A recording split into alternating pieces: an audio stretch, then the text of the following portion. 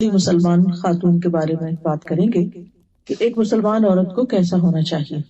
قرآن مجید میں اللہ سبحانہ وتعالی مسلمان عورت، مومن عورت، فرما بردار عورت اور دیگر صفات پر مشتمل خاتون کی صفات مردوں کے ساتھ ساتھ کچھ یوں بیان کرتے ہیں۔ سورۃ الاحزاب کی آیت نمبر 35 میں اللہ تعالیٰ فرماتے ہیں، یقیناً مسلمان مرد اور مسلمان عورتیں، مومن مرد اور مومن عورتیں، فرما بردار مرد اور فرما بردار عورتیں، سچ بولنے والے مرد، سچ بولنے والی عورتیں، صبر کرنے والے مرد اور صبر کرنے والی عورتیں، خشوع کرنے والے مرد اور خشوع کرنے والی عورتیں، صدقہ دینے والے مرد اور صدقہ دینے والی عورتیں، روزہ رکھنے والے مرد اور روزہ رکھنے والی عورتیں، اور اپنی شرمگاہوں کی حفاظت کرنے والے مرد اور شرمگاہوں کی حفاظت کرنے والی عورتیں، اور اللہ کو بہت زیادہ یاد کرنے والے مرد اور بہت زیادہ یاد کرنے والی عورتیں۔ ان سب کے لیے اللہ نے بخشش اور بہت بڑا اجر تیار کر رکھا ہے۔ سورۃ الاحزاب کی اس آیت سے پتہ چلتا ہے کہ اللہ سبحانہ وتعالی مسلمان عورتوں سے کچھ چیزوں کا تقاضا کرتے ہیں۔ کچھ خوبیاں ایسی ہیں کہ جو اگر ان میں پائی جائیں تو وہ پسندیدہ خواتین ہو سکتی۔ حقیقت یہ ہے کہ یہ دنیا اللہ نے بنائی ہے، ہمیں بھی اللہ نے بنایا ہے اور ہم نے واپس بھی اسی کے پاس جانا ہے۔ ہم سب کو یہ سوچنا چاہیے کہ جب ہم واپس اس کے پاس پہنچیں گے، اس کے سامنے کھڑے ہوں گے، تو اس وقت وہ ہماری کس بات سے خوش ہوگا؟ کیا ہم اس دن کے لیے اپنے آپ کو تیار کر رہے ہیں؟ اپنے اندر وہ مطلوبہ صفات پیدا کر رہے ہیں، وہ اخلاق پیدا کر رہے ہیں کہ جو اس کو پسند ہے، جو اس کو چاہیے اور جس کے بارے میں وہ سوال کرے گا اور جو اس سے ملاقات کے وقت اس کو راضی اور خوش کر دے گا۔ ہم سب کو گاہے بگاہے اپنے آپ سے یہ پوچھنا چاہیے، چونکہ ہم اس دنیا میں رہتے ہیں، ہمارے چاروں طرف ہمیں دنیا ہی نظر آتی ہے، لہٰذا ہم وہ بننے کی کوشش کرتے ہیں جو دنیا کے لوگوں کو پسند ہے، جس کی دنیا کی مارکیٹ میں ویلیو ہے، اور ہم یہ بھول جاتے ہیں کہ یہ دنیا ان کی نہیں، یہ بھی ہماری طرح عارضی طور پر اس دنیا میں رہ رہے ہیں۔ تو بجائے اس کے کہ ہم لوگوں کے سیٹ کیے ہوئے کرائیٹیریا کے مطابق اپنے آپ کو ڈھالیں اور لوگوں کی پسند کے مطابق ہم اس دنیا میں رہیں، ہم کیوں نہ اس رب کی مرضی اور اس کے بتائے ہوئے طریقے کے مطابق اس دنیا میں رہیں کہ جو ہی ہمارا یہ سفر اپنے اختتام کو پہنچے، اور ایک دن تو پہنچنا ہی، اختتام ہو جائے گا ایک دن، وہ دن لازماً آ کر رہے گا، تو اس دن کے لیے مجھے تیاری کرنی ہے کہ اس دن مجھے خوش کرنے والی، میرے لیے سکون اور آرام کا باعث کون سی چیز ہوگی۔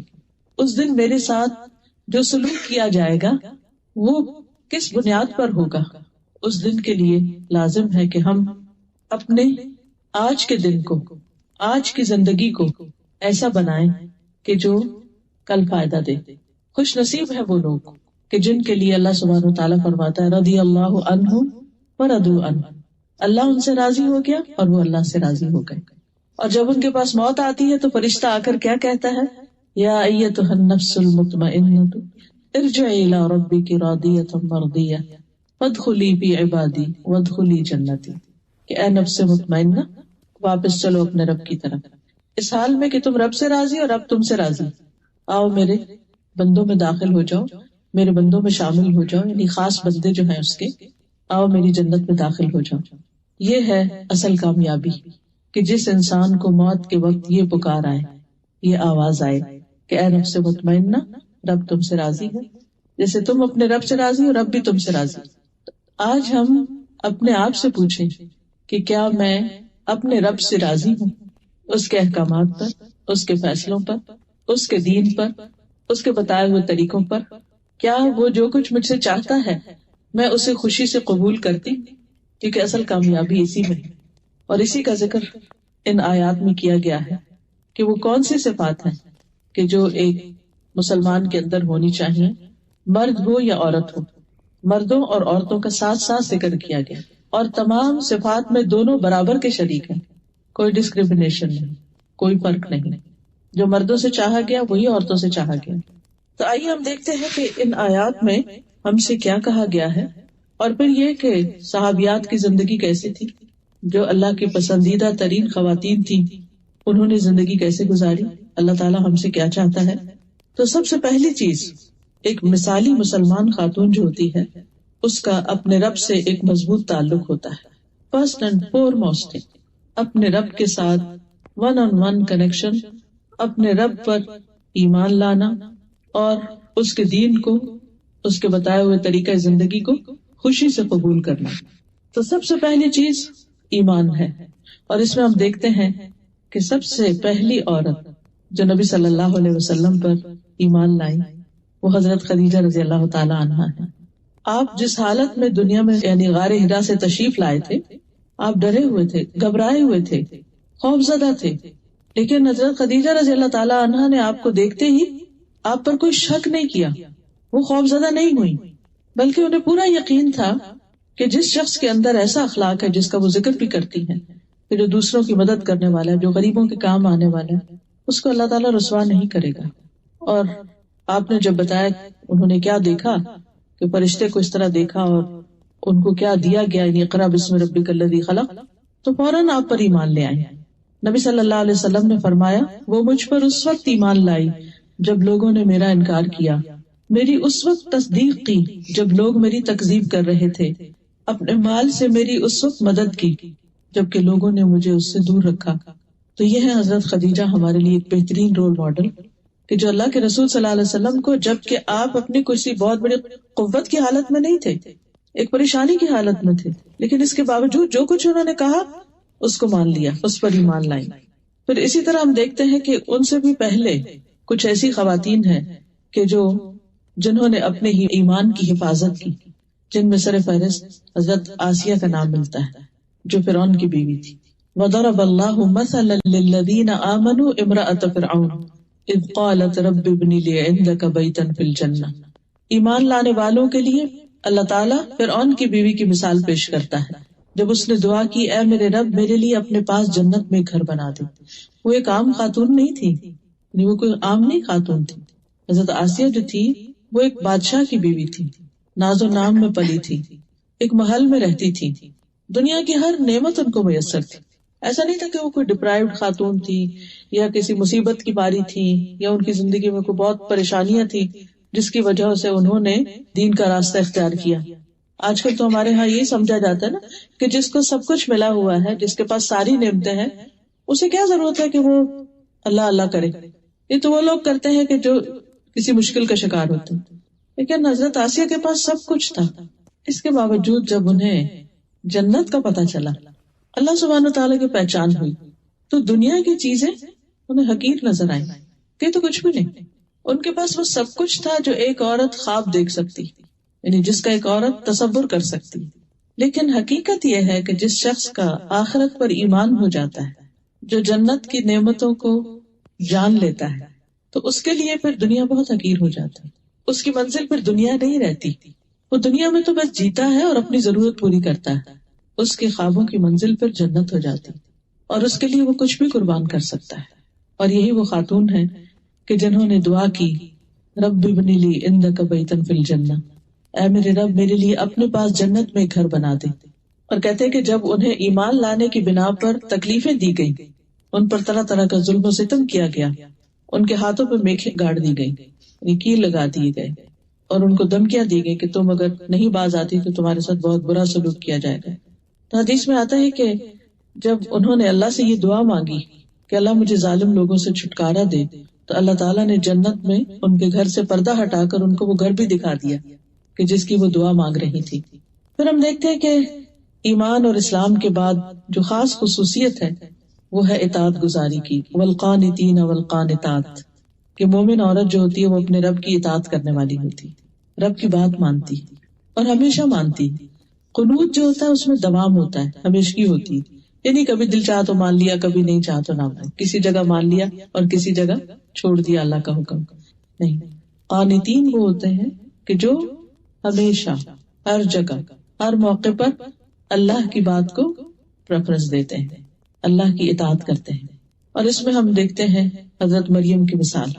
قرآن مجید میں اللہ تعالیٰ فرماتے ہیں وَمَرْيَمَ ابْنَتَ عِمْرَانَ الَّتِي أَحْصَنَتْ فَرْجَهَا فَنَفَخْنَا فِيهِ مِنْ رُوحِنَا وَصَدَّقَتْ بِكَلِمَاتِ رَبِّهَا وَكُتُبِهِ وَكَانَتْ مِنَ الْقَانِتِينَ.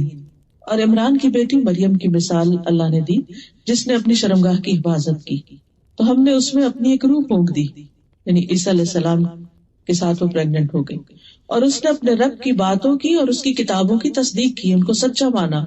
وَكَانَتْ مِنَ الْقَانِتِينَ، اور وہ اطاعت گزار لوگوں میں سے تھی، یعنی اللہ کی بات مانتی تھی، اللہ تعالیٰ کی اطاعت کرتی تھی۔ جو بھی ان پر امتحان آیا، جو بھی بوجھ ان پہ ڈالا گیا، جو بھی حکم ان کو دیا گیا، اس میں انہوں نے کچھ بھی انکار نہیں کیا، وہ اطاعت کرتی چلی گئی۔ پھر اسی طرح ہم دیکھتے ہیں کہ حضرت ہاجرہ ابراہیم علیہ السلام کی بیوی، کہ جن کو ابراہیم علیہ السلام نے دودھ پیتے بچے کے ساتھ مکہ کی ایک وادی میں چھوڑا، اور جب وہ چھوڑ کر جا رہے تھے تو وہ پوچھ رہی تھی کہ آپ ہمیں یہاں چھوڑ کے جا رہے ہیں، یہاں تو کوئی بھی نہیں، آپ ہمیں یہاں چھوڑ کے جا رہے ہیں۔ ابراہیم علیہ السلام پیچھے مڑ کے بھی نہیں دیکھ رہے تھے، پھر آگے چلے گئے، پھر وہ پیچھے گئی، پھر آخر انہیں خود ہی خیال آیا کہ ابراہیم علیہ السلام تو اللہ کے بڑے اطاعت گزار ہیں، کہ اللہ ہی کا حکم ہوگا تو یہ ایسا کر رہے ہیں۔ کہنے لگے کیا اللہ نے آپ کو ایسا حکم دیا؟ تو جب انہوں نے کہا کہ ہاں، کہنے لگے پھر اللہ ہم کو ہرگز ضائع نہیں کرے گا، اور وہ خوشی سے اس جگہ پر ایک بچے کے ساتھ تنہا رہ گئی۔ یہ کوئی معمولی بات نہیں ہے، وہ مکہ آج کا مکہ نہیں تھا، وہاں ماں اور بیٹے کے سوا کوئی تیسری مخلوق نہیں تھی، حتیٰ کہ پرند چرند بھی نہیں تھی، کیونکہ پانی نہیں تھا، جہاں پانی نہیں ہوتا وہاں لائف ہی نہیں ہوتی۔ پھر جب زمزم اللہ سبحانہ تعالیٰ نے ان کو عطا کیا تو پانی کی وجہ سے پھر پرندے آئے، پرندوں کو دیکھ کر راہ گزرتے مسافر بھی آ گئے۔ لیکن یہ اطاعت کی کتنی بڑی مثال ہے، بہت بڑی قربانی۔ اور یہ بھی آپ دیکھیے کہ مصر کی رہنے والی تھی، ایک ترقی یافتہ ملک تھا، اور ایک بادشاہ کے پاس تھی جس نے حضرت سارہ کے ساتھ برا سلوک کرنا چاہا تو اللہ سبحانہ وتعالیٰ نے اس کے اوپر یعنی اس کو روک دیا ان کی دعا سے۔ حضرت سارہ نے جب دعا کی اور پھر جب وہ وہاں سے جانے لگے ابراہیم علیہ السلام، تو بادشاہ جیسے اس زمانے میں تو انسان بھی بکتے تھے اور انسانوں کو ایسے بھیڑ بکریوں کی طرح تحفے میں دے دیتے تھے، تو حضرت ہاجرہ کو اس بادشاہ نے، جو مصر کا بادشاہ تھا، اس نے ابراہیم علیہ السلام کو تحفے میں دیا تھا۔ اب یہاں آپ دیکھیے کہ ان کا نہ کوئی گھر ہے، نہ کوئی خاندان، نہ کوئی رشتہ دار، کوئی بھی نہیں، نو ون، اس قدر آئسولیشن۔ ہم دیکھیے کہ کینیڈا میں آنے کے بعد جب سب کچھ لوگوں کو مل جاتا ہے، کیوں ڈپریشن میں چلے جاتے ہیں، کیوں دکھی رہتے ہیں، کیوں پریشان ہوتے ہیں؟ بھئی سب کچھ ہے، اب اور کیا چاہیے؟ وہاں پاکستان میں تو سسرال بھی تنگ کرتا تھا اور رشتہ دار بھی پریشان کرتے تھے اور جاب بھی بہت اچھی نہیں تھی، گھر بھی بہت اچھا نہیں تھا، یہاں تو وہ سب مسئلے حل ہو گئے، اب تو کوئی مسئلہ رہنا نہیں چاہیے۔ لیکن سب کچھ ملنے کے باوجود دل خوش نہیں ہے، تو یہاں کچھ نہ ہونے کے باوجود اطمینان ہے، ایسا توکل، ایسا یقین کہ اللہ ہمیں ہرگز ضائع کرے گا ہی نہیں، ہمارے ساتھ اچھا ہی ہوگا۔ اس کو کہتے ہیں اسلام، کہ اللہ کے فیصلوں پہ سر تسلیم خم کر دینا، راضی ہو جانا کہ میں اس پر راضی ہوں۔ پھر اسی طرح ہم دیکھتے ہیں کہ نبی صلی اللہ علیہ وسلم سے بہت سی صحابیات نے بیعت کی تھی جب وہ مسلمان ہوئی، اور ان سب نے بھی جو خاص طور پر ایمان اور اسلام اور اطاعت کے اوپر بیعت کی تھی، کہ جو جو شرائط ان کے سامنے رکھی گئی انہوں نے سب کی سب تسلیم کر لی۔ پھر اسی طرح ہم دیکھتے ہیں کہ ازواج مطہرات جو ہیں، نبی صلی اللہ علیہ وسلم کی جو ازواج ہیں، ان کو جو حکم اللہ تعالیٰ نے دیا قرآن مجید میں، وہ اس کو پورا کرنے والی تھی۔ وَقَرْنَ فِي بُيُوتِكُنَّ وَلَا تَبَرَّجْنَ تَبَرُّجَ الْجَاهِلِيَّةِ الْأُولَى وَأَقِمْنَ الصَّلَاةَ وَآتِينَ الزَّكَاةَ وَأَطِعْنَ اللَّهَ وَرَسُولَهُ إِنَّمَا يُرِيدُ اللَّهُ لِيُذْهِبَ عَنْكُمُ الرِّجْسَ أَهْلَ الْبَيْتِ وَيُطَهِّرَكُمْ تَطْهِيرًا۔ اور اپنے گھروں میں ٹک کر رہو، اور پہلی جاہلیت کی زینت ظاہر کرنے کی طرح زینت ظاہر نہ کرو، یعنی ازواج مطہرات کو اپنی زیب و زینت کے ساتھ گھر سے باہر نکلنے کی اجازت نہیں تھی۔ اور نماز قائم کرو اور زکوٰۃ دو اور اللہ اور اس کے رسول کا حکم مانو۔ اللہ تو یہی چاہتا ہے کہ تم سے گندگی دور کر دے، یعنی کچھ ظاہر کی اور کچھ باطن کی، کیونکہ نماز جو ہے وہ انسان کا تزکیہ کرتی ہے، زکوٰۃ جو ہے وہ مال کا تزکیہ کرتے ہیں، اور اسی طرح جب انسان ایک مسلمان خاتون اپنے آپ کو حجاب کے اندر باہر لے کے جاتی ہے تو بہت ساری بری نظروں سے اپنے آپ کو بچاتی۔ تو اللہ تعالیٰ فرماتے ہیں کہ یہ احکامات اس لیے دیے جا رہے ہیں تاکہ تم سے سب گندگیاں دور کر دے اور تمہیں خوب پاک کر دے۔ وَيُطَهِّرَكُمْ تَطْهِيرًا۔ پھر اسی طرح یہ ہے کہ اطاعت میں سب سے پہلے تو عبادات میں اطاعت آتی، نماز روزے کی پابندی آتی۔ تو ایک مسلمان خاتون سب سے پہلے اللہ تعالیٰ کا حق ادا کرنے والی ہوتی ہے۔ عبد الرحمن بن عوف سے مروی ہے، رسول اللہ صلی اللہ علیہ وسلم نے فرمایا، جو عورت 5 وقت کی نماز پڑھتی ہو ماہ رمضان کے روزے رکھتی ہو، اپنی شرمگاہ کی حفاظت کرتی ہو، اپنے شوہر کی اطاعت کرتی ہو، اس سے کہا جائے گا جنت کے جس دروازے سے داخل ہونا چاہو داخل ہو جاؤ۔ جنت کے 8 دروازے ہیں، سارے کے سارے اس کے لیے کھول دیے جائیں گے کہ جدھر سے وہ چاہے داخل ہو جائے۔ پھر اسی طرح زکوٰۃ کی ادائیگی، مسلمان خواتین نے ہمیشہ اپنے مال کی خود زکوٰۃ دی ہے۔ ہمارے یہاں تو یہی سوال ختم نہیں ہوتا کہ وہ جی ہمیں شادی پر زیور پڑا تھا، وہ سسرال کا اتنا تھا، میکے کا اتنا تھا، ہم تو کماتے نہیں تو ہم زکوٰۃ کہاں سے دیں؟ نہیں، وہ جو مال ہے اسی کے اندر سے زکوٰۃ نکالنی ہے۔ اسماء بنت یزید کہتی ہیں کہ میں اور میری خالہ حضور صلی اللہ علیہ وسلم کی خدمت میں حاضر ہوئی، ہمارے پاس سونے کے کنگن تھے، آپ نے فرمایا کیا تم دونوں اس کی زکوٰۃ دیتی ہو؟ ہم نے کہا نہیں۔ آپ نے فرمایا کیا تم اس بات سے نہیں ڈرتی کہ اللہ تمہیں آگ کے کنگن پہنائے؟ ان کی زکوٰۃ ادا کیا کرو۔ تو ایک مسلمان خاتون کے پاس جو زیور ہوتا ہے، جو مال ہوتا ہے، یعنی 7.5 تولے سونا یا 52.5 تولے چاندی جو ہے، اس کے برابر اگر کرنسی ہے یا یہی دھاتیں ہیں تو ان پر سال گزر جائے تو زکوٰۃ واجب ہو جاتی ہے۔ اور یہ عورت کی زکوٰۃ شوہر دے سکتا ہے، بیوی کی زکوٰۃ، لیکن اگر کوئی شوہر راضی نہیں تو بیوی سے زکوٰۃ ساقط نہیں ہوتی یہ سوچ کر کہ ہمارے پاس کچھ نہیں ہے، نہیں، وہ بہت کچھ ہے جس کی زکوٰۃ دینا ہے۔ پھر اسی طرح مسلمان عورت پر حج بھی فرض ہے۔ اگر اس کا شوہر اس کو مال نہیں دیتا حج کرنے کے لیے، لیکن اس کا اپنا مال ہے، وراثت میں اس کو کچھ ملا ہے، یا وہ خود جاب کرتی ہے اور وہ صاحب استطاعت ہے، تو اس کو حج کے لیے جانا چاہیے۔ ہاں، اس کے لیے پھر محرم کی شرط ہے، تو اگر اس کا کوئی اگر شوہر جائے تو بہت اچھا، لیکن اگر بعض اوقات ایسا ہوتا ہے کہ شوہر راضی نہیں ہوتے جانے کے لیے یا ان کا انٹرسٹ نہیں ہوتا، تو ایسے میں کسی اور بھائی، چچا، ماموں، بیٹا، کسی کے ساتھ بھی وہ حج پر جا سکتی ہے۔ ام المومنین عائشہ رضی اللہ تعالیٰ عنہ کہتی ہیں کہ میں نے نبی صلی اللہ علیہ وسلم سے جہاد کی اجازت چاہی، آپ نے فرمایا جہاد کن الحج، تمہارا جہاد حج ہے، یعنی یہ ایک مشکل کام ہے۔ اور ایک حقیقت ہے آج کے دور میں بھی، ابھی ریسنٹلی الحمدللہ اس سال میں نے حج کیا تھا، تو میں سوچ رہی تھی کہ وہ 5 دن جو مینا اور عرفات اور مزدلفہ اور ان سب میں گزرتے ہیں، وہ اچھا بھلا جہاد ہے۔ اس میں جو بہت سارے اننون لوگوں کے ساتھ آپ ایک جگہ پر سوتے ہیں، کھاتے ہیں، ٹریول کرتے ہیں، ریچولز ادا کرتے ہیں، اور بیچ میں مرد بھی ہیں، عورتیں بھی ہیں، اور سخت دھوپ اور گرمی ہے، اور بعض اوقات آپ کو کوئی رائڈ نہیں ملتی، آپ کو واک لمبی لمبی کرنی پڑتی ہے۔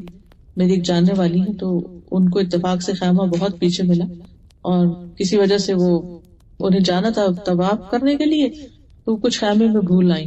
اب وہ ایک دفعہ آ کے کنکریاں ماری، پھر واپس خیمے میں گئی، پھر اس کے بعد دوبارہ مکہ، اور یہ سارا سفر پیدل تھا، تقریباً کو 20-25 کلومیٹر بن جاتا ہے، وہ چل چل کے پیدل چل چل کے، کیونکہ اتنا بازو کا رش ہوتا ہے کہ آپ کو کوئی سواری ملتی نہیں ہے، سواری ہوتی ہے تو بہت مہنگی ہوتی ہے، سب افورڈ نہیں کر سکتے، اور پھر جب جو سامان آپ عرفات اور منا میں ساتھ لے جاتے ہیں وہ بھی اٹھانا پڑتا ہے، تو خالی ہاتھ کوئی بھی نہیں ہوتا، تو یہ اچھی بھلی ایک مشقت ہوتی ہے، اس کو پورا پورا جہاد کہا گیا۔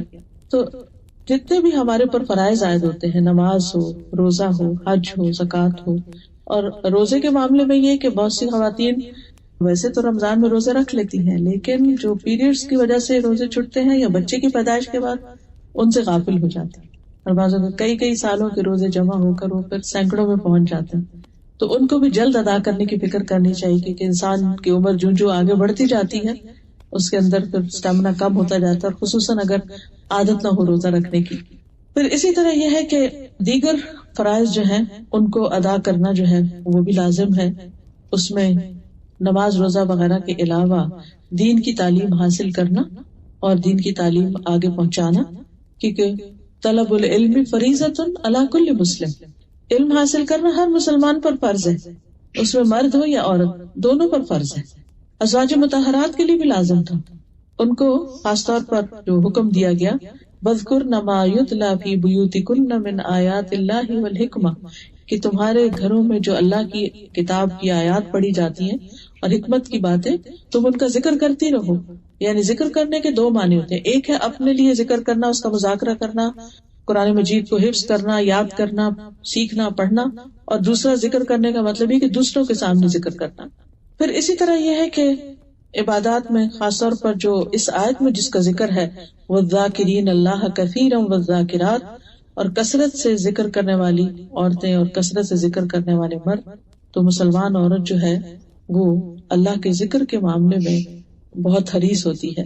یعنی عمومی طور پر سارے نیک اعمال کے لیے، لیکن خاص طور پر ذکر اذکار کی پابندی کرنے والا. یسیرہ ایک صحابیہ تھی مہاجرات میں سے. وہ کہتی ہے کہ رسول اللہ صلی اللہ علیہ وسلم نے ہم سے فرمایا کہ تم تسبیح، تہلیل اور تقدیس یعنی سبحان الملک القدوس یا سبوح قدوس ربنا و رب الملائکۃ والروح پڑھتی رہا کرو اور انگلیوں کے پوروں پر گنا کرو، اس لیے کہ قیامت کے دن ان انگلیوں سے بھی سوال کیا جائے گا. پھر غافل نہ ہونا، کیونکہ اس سے تم اسباب رحمت بھول جاؤ گے. یعنی غفلت اختیار نہ کرنا، اپنی انگلیوں پر ذکر گنتی رہو، کرتی رہو. اچھا ویسے تو انسان کھلا بھی کر سکتا ہے، گننے کی بھی ضرورت نہیں ہے، انگلیوں کو ساتھ استعمال کرنے کی ضرورت نہیں، لیکن ہوتا یہ ہے کہ اگر جب آپ انگلیوں پہ یا کسی چیز پہ کر رہے ہوتے ہیں نا، تو زبان اور ہاتھ دونوں کی جب کوآرڈینیشن ہوتی ہے تو آپ کرتے چلے جاتے ہیں، بھولتے نہیں. ورنہ اگر آپ ہاتھ نہیں صرف زبان سے کر رہے ہو تو تھوڑی دیر کے بعد آپ ٹریک کھو دیتے ہیں، آپ بھول جاتے ہیں کہ آپ کیا کر رہے تھے. اسی طرح یہ ہے کہ رزق کے معاملے میں اللہ سبحانہ وتعالیٰ پر توکل یعنی ایمان کا یہ حصہ ہے کہ انسان اللہ پر بھروسہ کرے. اور خصوصاً رزق کے معاملے میں جیسے صحابیات کی زندگی میں ہم دیکھتے ہیں کہ صحابہ کرام جو تھے وہ اکثر مختلف اپنی ذمہ داریوں کے لیے، دینی ذمہ داریاں ادا کرنے کے لیے دور دراز کے سفر کیا کرتے تھے. کبھی جنگ میں شرکت کر رہے ہیں، کبھی نبی صلی اللہ علیہ وسلم کسی اور کام کے لیے ان کو روانہ کر رہے ہیں. تو ایسے میں ان سب کی جو اکانومی تھی، اوور آل مدینہ کی اکانومی بہت ڈاؤن ہو گئی تھی. تجارت کرنے والوں کو اپنی تجارت کے لیے پورا وقت نہیں ملتا تھا. اس کے علاوہ جن کے کھیت تھے یا جن کے باغات وغیرہ تھے ان کو لک آفٹر کرنے کا بعض اوقات موقع نہیں ملتا تھا. این بعض اوقات جب پھل پکے ہوئے ہوتے تھے تو حکم آ جاتا تھا، جیسے جنگ تبوک کے موقع پر اللہ کے راستے میں نکلو. تو ایسے تمام مواقع پر صحابیات نے خوب ساتھ دیا، انہوں نے شکوہ نہیں کیا. ازواج مطہرات کے بیچ میں ایک دفعہ تھوڑی سی ایسی بات ہو گئی تھی تو اللہ سبحانہ وتعالیٰ نے ان کو صاف کہہ دیا کہ اگر تم اس حال میں نبی کے ساتھ رہنا چاہتی ہو تو ٹھیک، اور اگر نہیں تو تم اپنے گھروں کو واپس چلی جاؤ. تو اس معاملے میں ساری ازواج نے دنیا کے مال و دولت کو چھوڑ کر نبی صلی اللہ علیہ وسلم کا ساتھ دینا پسند کیا. اسی طرح کچھ اور صفات جو ہیں مسلمان خاتون کی، ان میں سے ایک شرم و حیا کی حفاظت ہے. شرم و حیا جو ہے وہ ایمان کا حصہ ہے، اور ایک عورت کا ایمان مکمل نہیں ہوتا جب تک کہ اس کے اندر حیا نہیں ہوتا. اور حیا کا مطلب یہ ہے کہ جب عورت اپنے گھر سے نکلے تو اپنے سطر کو ڈھانپے، اللہ سبحانہ تعالیٰ نے اس کے لیے جو حدود قائم کی ہے ان کو ملحوظ خاطر رکھے.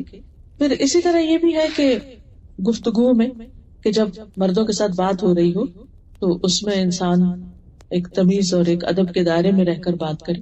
ان سے اس طرح بات نہ کرے کہ جس طرح اپنی گرل فرینڈس کے ساتھ ہم بات کرتے ہیں یا خواتین کی مجلس میں ہوتے ہیں. اسی طرح بازار میں ہیں اگر ہم تو اس میں بھی باوقار انداز اختیار کرنا چاہیے.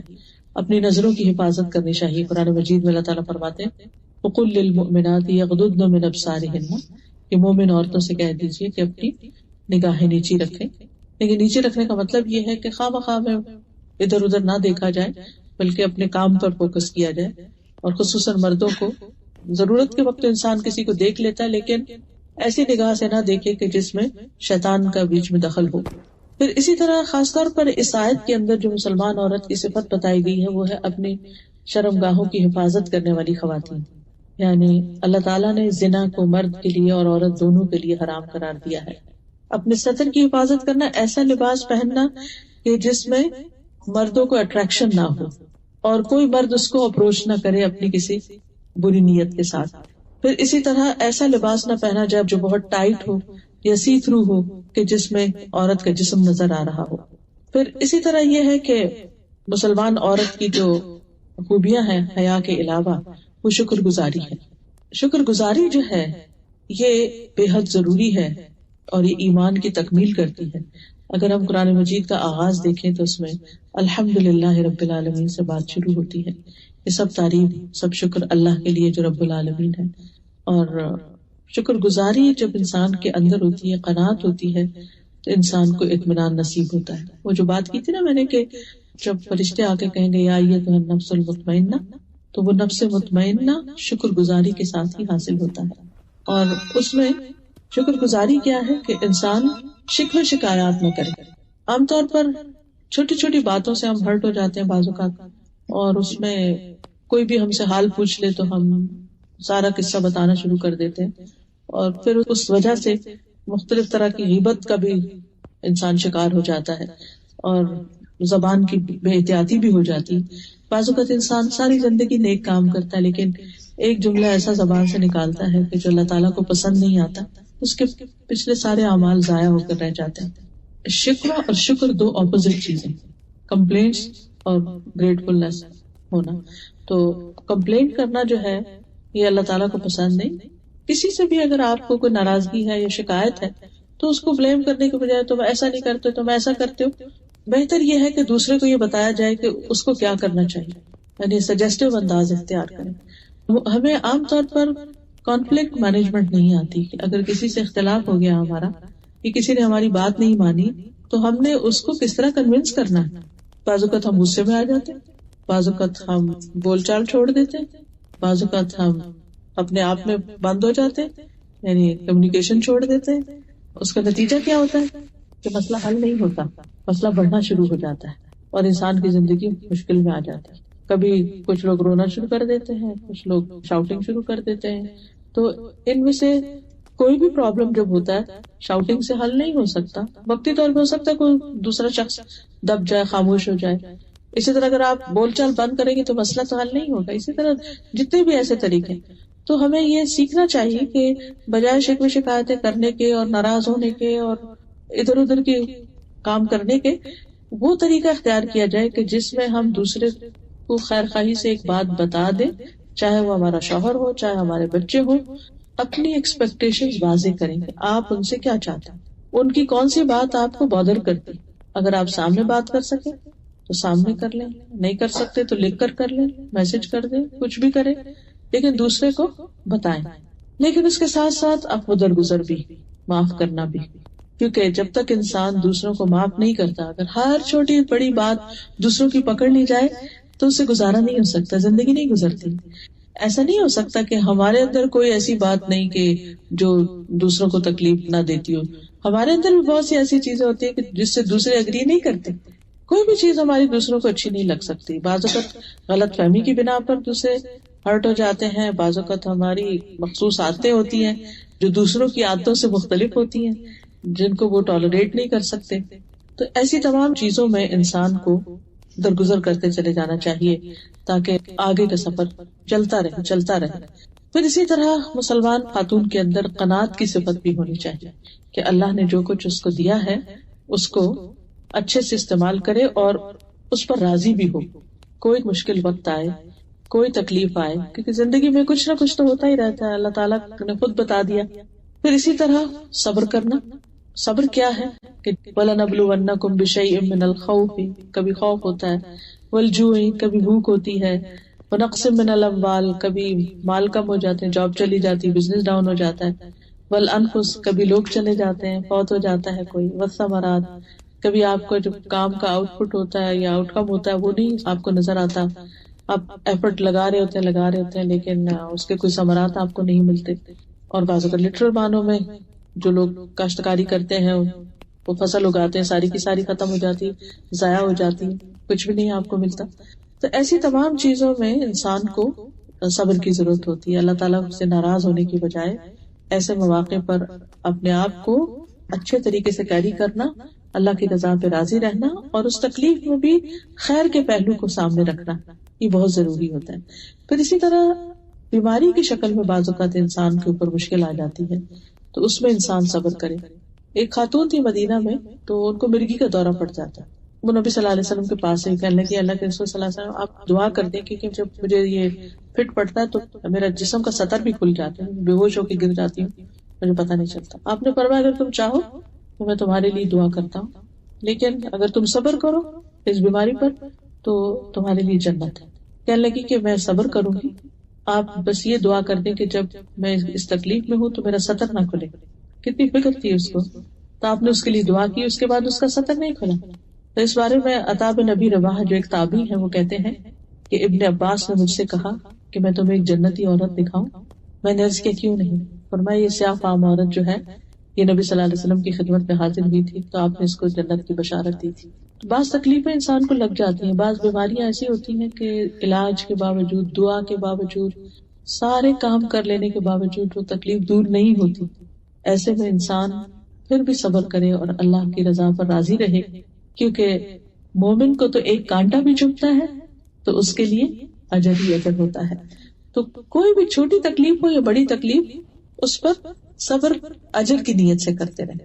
اسی طرح مومن خاتون جو ہے وہ زکوٰۃ کے علاوہ صدقات بھی شکر گزاری کے طور پر اور تکلیفوں کو دور کرنے کے لیے اللہ کی راہ میں دیتے رہتے ہیں. حضرت عائشہ کہتی ہے کہ رسول اللہ صلی اللہ علیہ وسلم نے فرمایا تم میں سے سب سے پہلے مجھ سے وہ ملے گی جس کے ہاتھ سب سے لمبے. تو ازواج مطہرات ایک دوسرے سے اپنے ہاتھ ملا ملا کے دیکھتی تھی کس کے ہاتھ لمبے ہیں. سب سے زیادہ لمبے ہاتھ جو تھے وہ زینب کے تھے, کیونکہ سب سے پہلے وہ فوت ہوئی, کیونکہ اپنے ہاتھ سے محنت کرتی, کماتی اور صدقہ خیرات دیتی. تو اس سے یہ پتہ چلتا ہے کہ عورت کے لیے کام کر کے کمانا اسلام میں منع نہیں ہے. یہ نبی صلی اللہ علیہ وسلم کی وائف ہیں اور وہ خود کام کرتی ہیں. کوئی ہنر مند تھی, کچھ دستکاری, اب یہ ایگزیکٹلی نہیں پتہ چلتا کہ ان کا کام کیا تھا, بہرحال کچھ بناتی تھی اور بیچتی تھی جس سے ان کو کچھ آمدنی حاصل ہوتی, اور اس آمدنی سے پھر وہ اپنے ہاتھ سے صدقہ کیا کرتی تھی. پھر اسی طرح ہم دیکھتے ہیں کہ عبداللہ بن زبیر کہتے ہیں کہ میری خالہ عائشہ اور میری امی اسما جو تھی, دونوں بہت زیادہ صدقہ کرنے والی خواتین تھی. میں نے ان سے زیادہ سخی عورتیں نہیں دیکھی, لیکن دونوں کا انداز مختلف تھا. حضرت عائشہ تو جمع کرتی رہتی تھی اور جب کچھ جمع ہوتا تو اکٹھا صدقہ کرتی تھی, لیکن میری والدہ کبھی کچھ جمع نہیں کرتی تھی, بس جو آتا تھا ساتھ کے ساتھ دیے چلے جاتے تھے.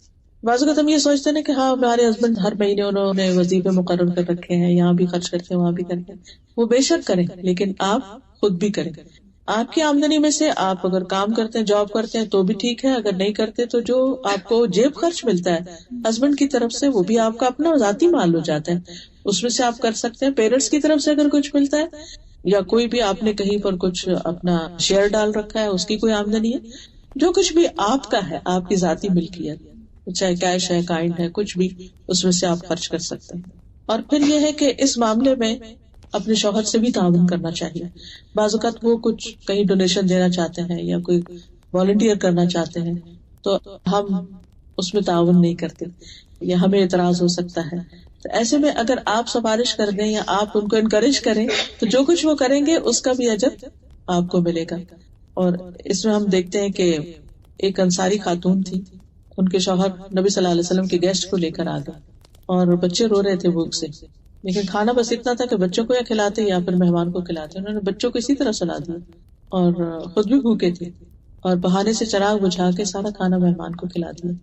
جب تک گھر کی ایک عورت اپنے شوہر سے یہ تعاون نہیں کرتی, ایسا صدقہ خیرات تو ہو ہی نہیں سکتا, ایسی نیکی کا کام تو ہو ہی نہیں سکتا. ایسے میں ایک دوسرے کے ساتھ اچھے کاموں میں کوآپریٹ کرنا جو ہے وہ بہت ضروری ہوتا ہے. پھر اسی طرح حضرت عائشہ رضی اللہ تعالی عنہا جو تھی وہ بھی اپنے گھر میں جو کچھ ہوتا تھا وہ خرچ کرتی. کہتی ہے کہ ایک دفعہ ایک فقیر آیا تو نبی صلی اللہ علیہ وسلم گھر میں تھے, میں نے اس کو کچھ دینے کا حکم دیا, تو جو لے کر جا رہی تھی فقیر کو دینے کے لیے, گھر کی کوئی سرونٹ ہوگی کچھ, تو پہلے اس کو بلایا, ادھر لاؤ دکھاؤ کیا دے رہی. جیسے ہم لوگ کی عادت ہوتی ہے نا کہ اگر بچوں کو کچھ کہنا, اچھا جاؤ یہ لے جاؤ, یہ کچھ دکھاؤ کیا لے کے جاؤ. تو بہرحال آپ صلی اللہ علیہ وسلم دیکھ رہے تھے, آپ نے فرمایا تم یہ چاہتی کہ تمہارے علم کے بغیر گھر میں کوئی چیز آئے جائے نہیں. یعنی یہ عورتوں کی ایک خاص وہ ہوتی ہے نا کہ اچھا کچن میں اگر گروسری بھی لا کے رکھے نا, اگر اس کو, میرے اندر تو ویکنس ہے, جب گروسری بھی لا کے رکھے تو میں کہتی ہے کہ اس کو اب کوئی ہاتھ نہ لگائے, میں خود رکھوں گی. کیونکہ ہوتا ہی ہے کہ جب وہ نکالنی ہوتی ہے وہ کہیں سے کئی چیزیں فریج میں ڈال دیتے ہیں اور پھر ٹائم اتنا کم ہوتا ہے کہ پھر جلدی نکالنی مشکل ہوتی ہے. میں کہتی بہت بڑا احسان ہوگا, ہر چیز ادھر ہی چھوڑ دے. تو اور اگر کسی کو دینا ہے تو میں کہتی ہوں ہمیشہ مجھ سے پوچھ کر دے, تاکہ میں اس چیز کو ڈھونڈتی نہ پھروں کہ وہ کہاں گئی ہے بھی کہ نہیں. تو بہرحال آپ صلی اللہ علیہ وسلم نوٹ کر رہے تھے کہ حضرت عائشہ کیا کر رہی ہیں. پہلے خود ہی کہا دو, پھر جب دینے لگے کہا اچھا کیا دے رہے. بہرحال تو حضرت عائشہ کہتے ہیں جی ہاں میں نے ایسا ہی کیا. تو آپ نے فرمایا ٹھہرو عائشہ, تم گن گن کر نہ دو ورنہ اللہ بھی تمہیں گن گن کر دے گا, بس جو دے رہے ہیں دے دو. پھر اسی طرح یہ ہے کہ زبان کی حفاظت. ایک مسلمان مثالی خاتون جو ہوتی ہے وہ اپنی زبان کی بہت کیئر کرتی ہے, کیونکہ زبان سے انسان سب کیے کرائے کو ضائع کر دیتا ہے. بعض اوقات ہم سارا دن گھر کا کام کر رہے ہوتے ہیں, کھانا بھی پکا رہی ہے، صفائی بھی کر رہی، کلیننگ، لانڈری، سب کچھ کر رہی۔ جب بچے اسکول سے واپس آتے ہیں ہم چھوٹی چھوٹی بات پر سارے دن کی تھکاوٹ کا غصہ ان پہ نکالنا شروع کر دیتے، تو وہ ایک اپنے کمرے میں چلا گیا، ایک اوپر چلا گیا، ایک نیچے چلا گیا، کھانا نہیں کھایا، پھر اپنا ہی دل برا ہوتا ہے کہ اچھا تھوڑا صبر ہی کر لیتے۔ تو یہ کہ خصوصاً جب کوئی گھر آ رہا ہو، چاہے کتنی بھی بڑی غلطی کر کے آ رہا ہو، لیکن اس وقت ویلکم کر لیں اس کو، اور پھر آرام سے بٹھا کے اس کو سمجھائیں جب سمجھانے کا وقت ہو۔ اس میں ہمیں حضرت ام سلیم کی جو کہانی ہے وہ سب نے سن رکھی ہوگی۔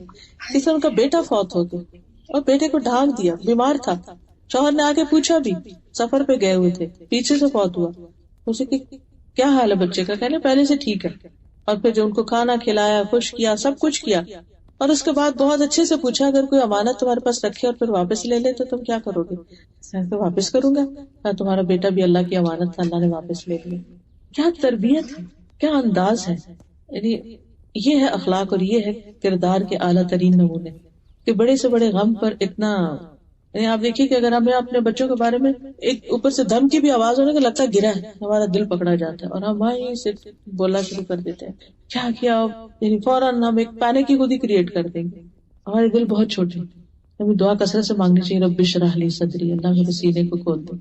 یہ صرف پڑھنے کے معاملے میں نہیں بلکہ ہر معاملے میں، صدقہ خیرات کے معاملے میں بھی، دوسروں کو معاف کرنے کے معاملے میں بھی، اور باقی چیزوں میں بھی۔ اور خاص طور پر یہ ہے کہ زبان سے کسی کو تکلیف نہ دی جائے۔ ابو ہریرہ کہتے ہیں کہ ایک آدمی نے کہا اللہ کے رسول صلی اللہ علیہ وسلم، فلاں عورت کثرت سے نماز، روزہ، صدقے میں مشہور ہے، لیکن اپنی زبان سے پڑوسیوں کو تنگ کرتی، ستاتی۔ فرمایا وہ جہنمی ہے، نماز بھی پڑھ رہی ہے، روزہ رکھ رہی ہے، صدقہ کر رہی ہے، لیکن باتیں زبان کنٹرول میں نہیں۔ پھر اس شخص نے کہا کہ اللہ کے رسول صلی اللہ علیہ وسلم، فلاں عورت نماز، روزہ اور صدقہ کی کمی میں مشہور ہے، بس فرائض ادا کرتی، وہ پنیر کے صرف چند ٹکڑے صدقہ کرتی ہے، لیکن اپنی زبان سے اپنی پڑوسیوں کو تنگ نہیں کرتی۔ آپ نے فرمایا وہ جنتی۔ ایک زبان کتنا بڑا ڈفرنس کریٹ کر دیتی، اس پر کام کرنے کی ضرورت۔ لیکن صرف زبان کنٹرول نہیں ہو سکتی جب تک دل کی اصلاح نہ ہو، کیونکہ زبان تو دل کا آئینہ ہے۔ ابن الجوزی نے کہا نا کہ امام ابن القیم الجوزی نے کہا کہ دل کی مثال ایک دیگ کی طرح ہے، زبان جو ہے وہ ایک چمچ کی طرح ہے، تو جو دیگ میں ہوتا ہے نا وہی چمچ باہر نکالتا ہے، کچھ اور نہیں آتا۔ جو ہمارے دلوں میں ہوتا ہے وہی زبانوں سے نکلتا ہے، اور اس میں خاص طور پر مومن جو ہے وہ لان تان کرنے والا نہیں ہوتا، فحش کو نہیں ہوتا۔ پھر اسی طرح کسی کی عیب جوئی نہ کی جائے۔ حضرت عائشہ نے ایک دفعہ حضرت صفیہ کے قد کے بارے میں کہا کہ ان کا قد چھوٹا ہے، وہ لفظ یوز کیا ایسا، آپ نے فرمایا کہ تم نے ایسی بات کی ہے کہ اگر سمندر میں ڈالی جائے تو سمندر کڑوا ہو جائے۔ پھر اسی طرح یہ ہے کہ صلہ رحمی، رشتہ داروں کے ساتھ بنا کے رکھنا، اچھا سلوک کرنا۔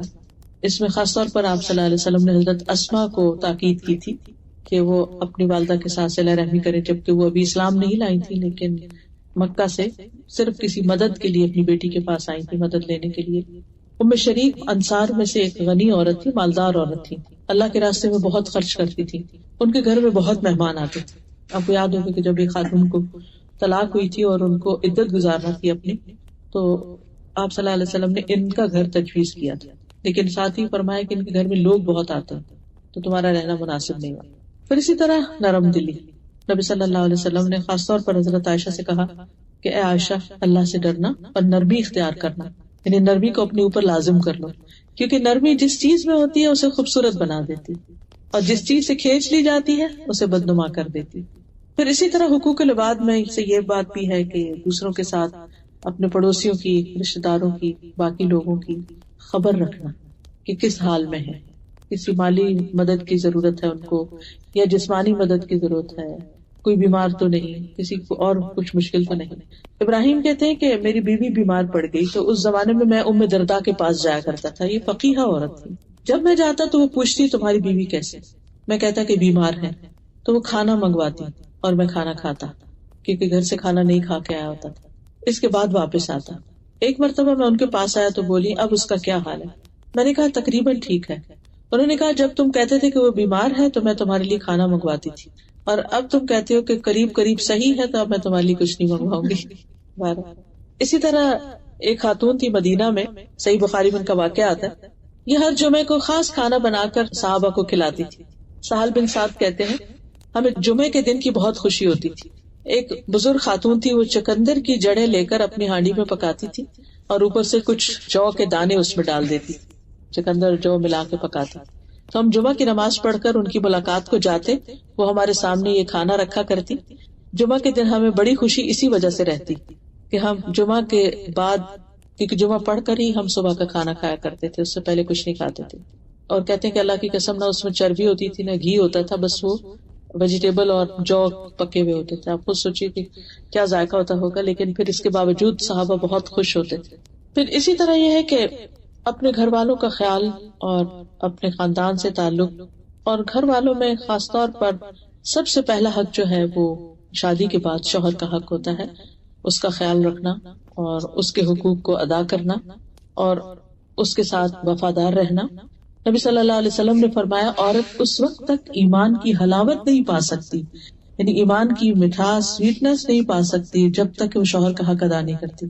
یعنی ایک شادی شدہ عورت جتنے چاہے اچھے اچھے کام کرتی رہے، چاہے سارا گھر سجا کے رکھ دے، اچھے اچھے کھانے پکا کے رکھ دے اور بہت کچھ کما کے لا کے رکھ دے، کچھ بھی کر لے، لیکن اگر وہ شوہر کا حق ادا نہیں کرتی، اس کے ساتھ اس کا معاملہ درست نہیں، تو خوش نہیں رہ سکتی.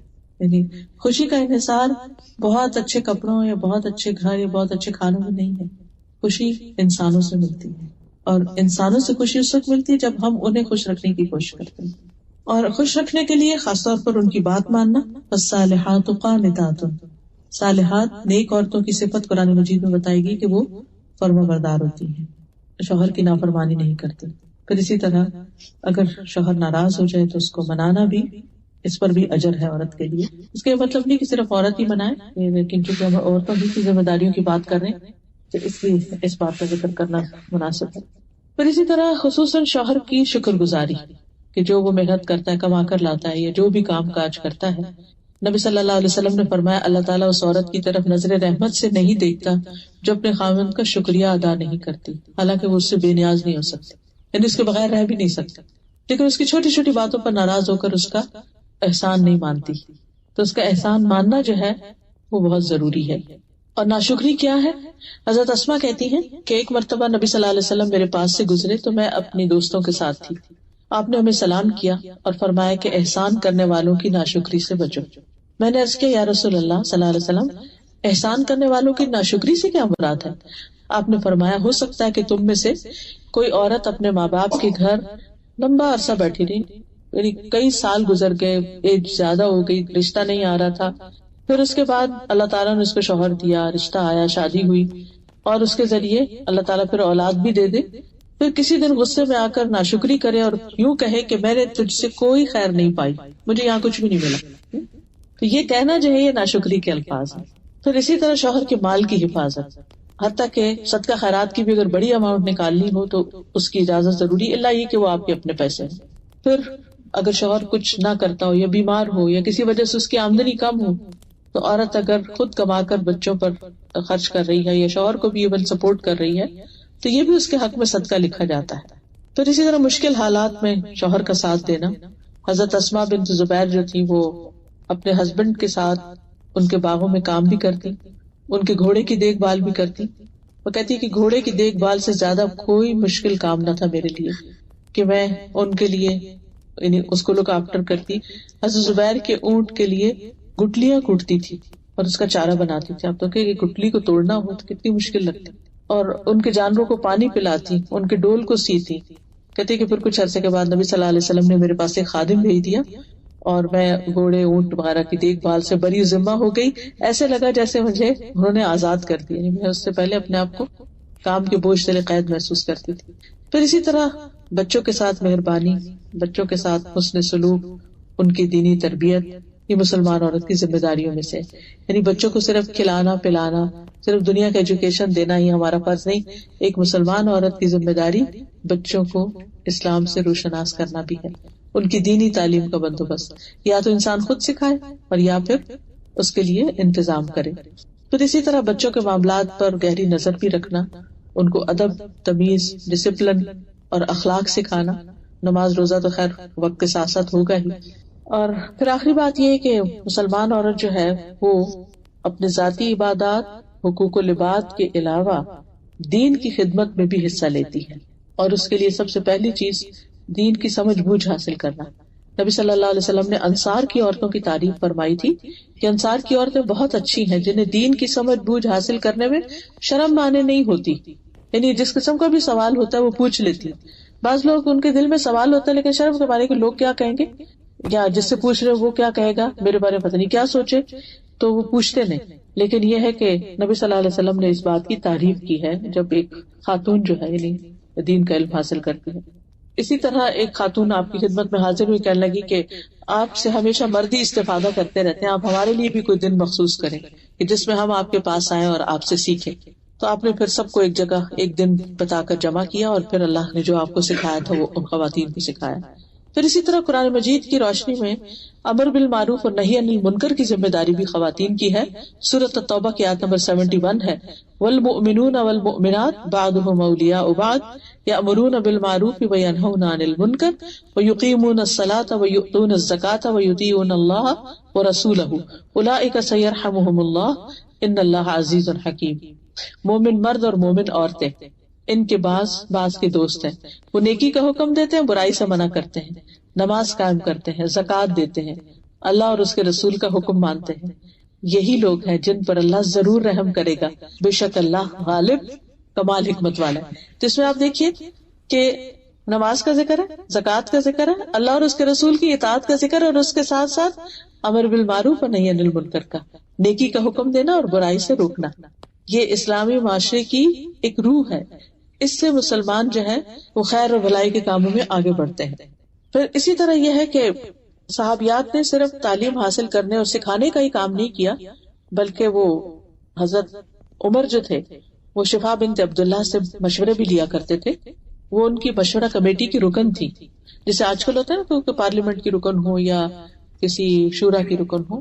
تو حضرت شفا جو تھی، شفا بنت عبداللہ، جنہوں نے حضرت حفصہ کو لکھنا سکھایا تھا اور دم بھی ایک سکھایا تھا، تو وہ یعنی حضرت عمر مشورہ لینے میں انہیں مقدم رکھتے تھے اور ان کو بہت اطمینان کا اظہار کرتے تھے اور ان کو ترجیح دیا کرتے تھے، اور کبھی کبھی بازار کی بھی کوئی ذمہ داری ان کے سپرد کر دیتے تھے. یہ تہذیب التہذیب کی روایت ہے. پھر اسی طرح صحابہ کو جب کوئی اپنے معاملات میں مشکل پیش آتی، کوئی مسئلہ ان کو سمجھ نہیں آتا تھا، تو وہ حضرت عائشہ کے پاس آتے. اور اسی طرح مکی دور میں ایک خاتون جو تھی، انہوں نے جو ہی اسلام قبول کیا تو وہ اپنے قبیلے کے لوگوں کو اسلام کے بارے میں بتاتی تھی، تو وہ لوگ ان سے سخت ناراض ہوئے، یہاں تک کہ ان کو سخت سزائیں بھی دی. پھر اسی طرح طب کے میدان میں بھی ہمیں صحابیات نظر آتی ہیں.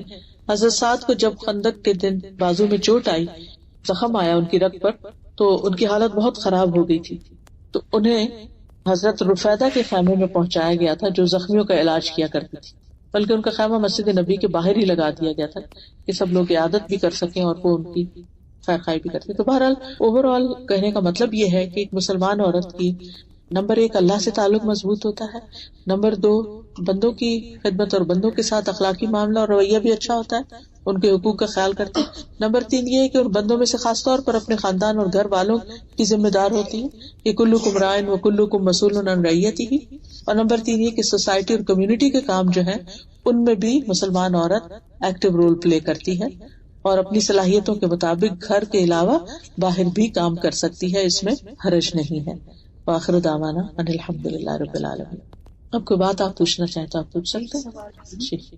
عورتوں کے ماں باپ کی ڈیتھ جو کمائی ہے خاوند تو اپنے پیرنٹس کے لیے کچھ جائز ہے؟ خاوند اگر کوئی بھی چیز آپ کو دے دیتا ہے جو آپ کی ہو جاتی ہے، مثلا منتھلی آپ کو ملتی ہے یا ہر کچھ عرصے کے بعد آپ کو کچھ رقم مل جاتی ہے، تو اس میں سے پھر آپ کر سکتے ہیں. جیسے کوئی روک ٹوک تو اب ہم ہاں خرچ کرتے ہیں جی، تھوڑا بہت تو ٹھیک ہے، لیکن اگر آپ نے کوئی بڑی اماؤنٹ کرنی ہے تو پھر اس کے لیے مشورہ ضروری ہے. مطلب دے سکتے ہیں، بالکل دے سکتے ہیں. اس میں یہ ہے کہ جو آپ دیں گی اس کا ثواب آپ کو بھی ملے گا، آپ کے شوہر کو بھی ملے گا، وہ بھی حصے دار ہوتے ہیں. بتائے اور بغیر بتائے یہ بھی کلیئر کرتے ہیں. جی، ہر خاتون کو یہ پتا ہوتا ہے کہ میری لمٹ کیا ہے، کس حد تک میرا شوہر راضی اور کہاں راضی نہیں ہے. تو جس حد تک وہ راضی ہو اتنا کرنے میں حرج نہیں ہے، لیکن خصوصاً جو اپنی ضرورت کی چیزیں ہیں ان میں تو ہر بات پہ پوچھنے کی ضرورت نہیں کہ اچھا میں یہ کپڑا لے لوں، اچھا میں یہ لے لوں، وہ لے لوں، انہوں نے دیا ہوا ہے لے لیں جو بھی آپ لے لیں. لیکن آپ کے بعد جو دوسرے ہیں آپ کے رشتے دار، ان کے لیے اگر آپ اس میں سے خریدتے ہیں تو پھر آپ کو پوچھنا چاہیے کہ میں اپنی بہن کے لیے لے رہی ہوں یا والدہ کے لیے لے رہی ہوں یا ان کی بہن کے لیے یا کسی انسان کے لیے، اور خاص طور پر اگر وہ اس کی قیمت زیادہ ہو کسی بھی چیز کی. اور اگر وہ جاب کرتا ہو ہاں وہ مال اس کا اپنا، اس میں سے جو چاہے کرے. ابھی آپ نے ازواج مطہرات کا کہ وہ اپنے ہاتھ سے کام، اس کے بعد اس کا مطلب آپ نے عورتوں کا کام کرنا ناپسندیدہ نہیں ہے جی لیکن جیسے کہ نا اب پڑھائی صرف اس مقصد سے کی جائے کہ جی آگے جاب کرنی، جیسے اب بچیاں تو آگے صرف اسی مقصد سے علم حاصل کیا جائے کہ جی آگے جاب کرنا ہے، یہ کیریئر، اس میں کہیں کچھ فرق لگتا ہے؟ جی اس میں جب کانفلکٹ ہوتا ہے کہ ایک طرف کیریئر ہے اور ایک طرف آپ کا گھر اور بچے ہیں، تو آپ کی پرائرٹی گھر اور بچے ہوں گے. عورت کو تقریباً 10 سے 12 سال کا بیچ میں گیپ ایسا آتا ہے کہ جس میں اس کی پرائرٹی جو ہے اس کے بچے وغیرہ چھوٹے ہوتے ہیں. جب بچے سب اسکول گوئنگ ہو جاتے ہیں تو پھر دوبارہ اپنا کام شروع کر سکتی. لیکن بچوں کو اگنور کر کے کہ ان کو بالکل دین جا رہا ہے یا ان کی صحت جا رہی ہے یا ان کو اخلاق اور ادب سکھانے والا کوئی نہیں اور وہ بالکل ہی کسی اور کے اوپر ڈال کے اور وہ صرف کام کری، تو یہ ٹھیک نہیں ہے. اس میں پھر وہ عورت ہمیشہ خود بھی گلٹ میں رہتی ہے کہ میں اپنا اصل کام نہیں کری، کیونکہ اللہ تعالیٰ نے عورت کی جو ایک ہوتا ہے فرض اور ایک ہوتا ہے سنت اور نفل، ہر چیز میں یہ چیز ہوتی ہے. عورت کے جو فرائض ہیں اس میں کما کر لانا نہیں ہے، یہ obligatory نہیں ہے اس پر، یہ اس کے لیے نفل ہے. خوشی سے اگر کرنا چاہے تو کرے، لیکن اس کے اوپر بچوں کو پیدا کرنا، بچوں کی تربیت کرنا اور ان کو اچھا انسان بنانا، یہ بہرحال اس کی ذمہ داری ہے جس کے بارے میں اس سے پوچھا جائے گا. میں نے ابھی تک نمازیں پڑھی قرآن بھی کھول کے، ابھی حال میں نہیں سنتوں میں بھی کھول کے پڑھ سکتی ہوں. تو میں نے یہ پوچھنا کہ یہ صحیح بات ہے؟ جی پڑھ سکتے ہیں. تو صرف فرض میں جو فرض میں اصل میں کھول کے پڑھنے میں تھوڑا خشوع میں فرق آتا ہے. ٹھیک ہے نا. ابھی ہم نے جو آیت پڑھی اس کو میں ذرا دوبارہ دہرا دیتی ہوں. مسلم، مومن، فرما بردار، سچ بولنے والی مرد اور عورتیں، صبر کرنے والے مرد اور عورتیں، اور خشوع کرنے والی مرد اور عورتیں. خشوع کا لفظ یہ مطلب ہوتا ہے عاجزی، یعنی اللہ کے آگے عاجز بندے بن کے کھڑے ہو، یعنی انسان کی سکوت ہو، توجہ ہو اللہ کی طرف. تو جب ہم unnecessarily کھولتے ہیں اور پھر اس کو ادھر رکھتے ہیں، تھوڑے اس میں کمی آتی، تو فرض میں نہ کھولیں لیکن باقی نوافل میں تھوڑے ریلیکسیشن. اثر کے بعد جو ہے اگر بالکل ہی سورج غروب ہونے کے قریب ہو تو نہیں پڑھنی چاہیے کوئی بھی نماز، لیکن بعض روایات سے یہ پتہ چلتا ہے کہ اگر کوئی ضرورت ہو تو اثر کے بعد پڑھا جا سکتا ہے. یعنی جیسے آپ کسی مسجد میں داخل ہوئے، آپ طواف کر کے بیٹھے ہیں تو اس کے نفل پڑھنے ہیں، یا مسجد کے تحیۃ الوضو کے اور تحیۃ المسجد ہے تو اس طرح پڑھے جا سکتے. رخصت تو ہے لیکن یہ کہ زیادہ بہتر یہی ہے کہ ظہر کے بعد ہی پڑھ لیے جائیں.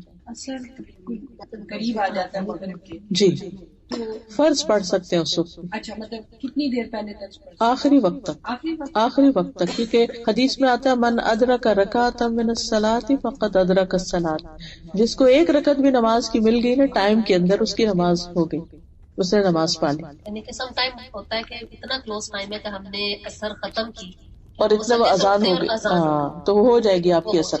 لیکن اس کی کوئی وجہ ہونی چاہیے، جان بوجھ کے نہیں. بعض اوقات سو جاتا ہے انسان، اور یہاں آپ دیکھیں کتنا تھوڑا تھوڑا ٹائم ہوتا ہے بیچ میں.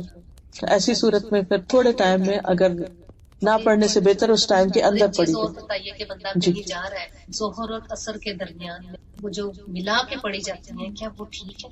ہر وقت تو نہیں ایسا ہونا چاہیے، لیکن بعض سے نہ سفر میں تو اس کی اجازت کہ اگر کہیں جا رہے ہیں سفر میں 4 گھنٹے میں واپس جی ہاں، اگر تو شہر کے اندر ہی ہے تو جہاں ہے وہاں آپ پڑھ لیں، لیکن اگر شہر سے باہر جا رہے ہیں تو آپ پھر جمع کر سکتے ہیں، اس کی اجازت.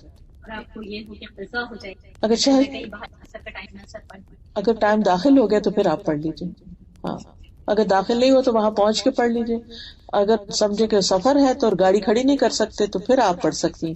لیکن اگر شہر کے اندر ہی ہے تو آپ پہلے سے دیکھ کے رکھیں، پلان اس طرح بنائیں کہ عصر کی نماز کہاں ادا ہوگی. اور سواری کے اندر نماز کا کیا حکم؟ نفل تو پڑھ سکتے ہیں، فرض نہیں ادا ہوتے.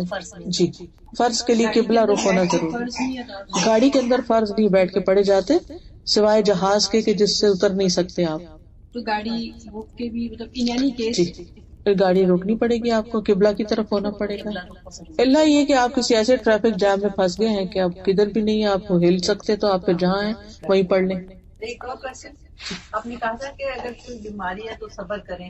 جی ہاں، لیکن میرے ذہن میں بہت آتا ہے کہ جب دعا کرتی ہیں تو سب سے پہلے ہوتا ہے اللہ تعالیٰ صحت دے. ضرور مانگے، صحت مانگنی چاہیے لیکن اگر کہنے کا مطلب یہ تھا کہ آپ نے دوا بھی کر لی، آپ نے دعا بھی کر لی، آپ نے دیکھا ہوگا اس کے باوجود بعض بیماریاں چاہے وہ چھوٹی سی ہو ساتھ ہی لگ جاتی ہیں، وہ مرتے دم تک لگی رہتی ہیں. تو اس میں یہ نہیں کہ ہمیں دعا نہیں مانگنی کہ میں نے نہیں مانگے، لیکن وہ ساری دعاؤں کا اجر جو ہے وہ جمع ہوتا رہے گا. اس کے بعد میں کمی ہو جاتی ہے. کہ وضو کے دوران کی جو دعا ہے تو ہم واش روم دوران کی تو کوئی دعا ہے ہی نہیں. تو بسم اللہ الرحمن الرحیم بسم اللہ آپ دل میں پڑھ لیں جب سنگھ بولے، اور باہر سے نکلتے اندر جاتے ہوئے پڑھ کے چلے جائیں.